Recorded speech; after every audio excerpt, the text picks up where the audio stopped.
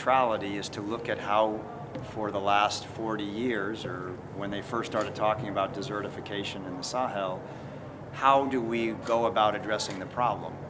Well, in simple terms, we go about fixing it. We see degradation in this location and we do restoration.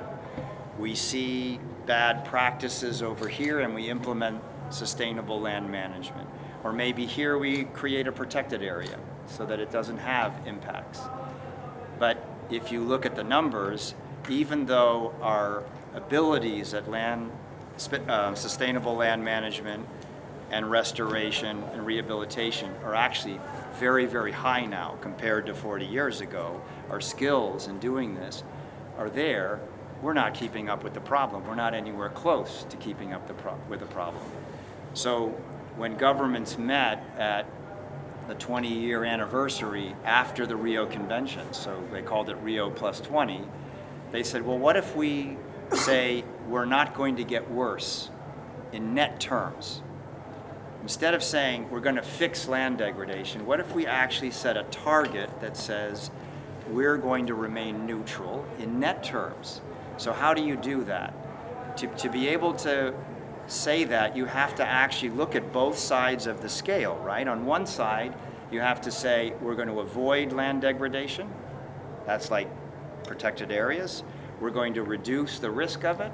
That's sustainable land management on agriculture land, grazing land, etc. But at the other side, because we know we're going to have new degradation, right? So that's not enough.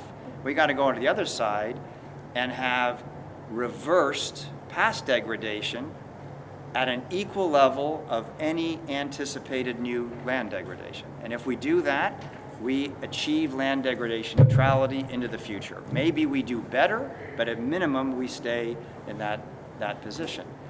But here's the catch. The only way that you can make this work is if you look at the problem holistically.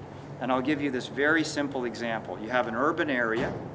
You have the potential for urban expansion. You've got degraded land here and you've got prime agriculture land here. Where is that urban growth going to go in almost every country in the world today? Where does urban growth happen? Agricultural land. So if it goes into the agricultural land, you have an automatic loss in LDN. You have taken away services, food, among others, right?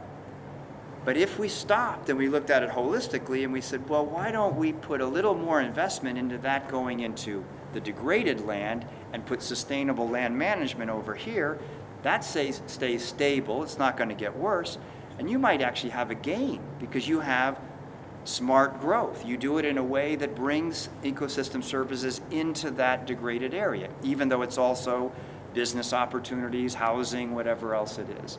It sounds simplistic. Why doesn't it happen today? Because planning doesn't work that way. Municipal planning is about economic growth, and environmental data is a side variable. It's very rarely are these integrated. So land degradation neutrality says stop, think holistically, optimize your mix of land use decisions so that everybody can gain and not only one per location. So a last comment on this, the Sustainable Development Goals, each individually are fabulous, but they compete with each other where it concerns land. Land is the limiting factor. If you want to protect biodiversity and you want to prevent hunger and you want to address climate change, these are not easily compatible.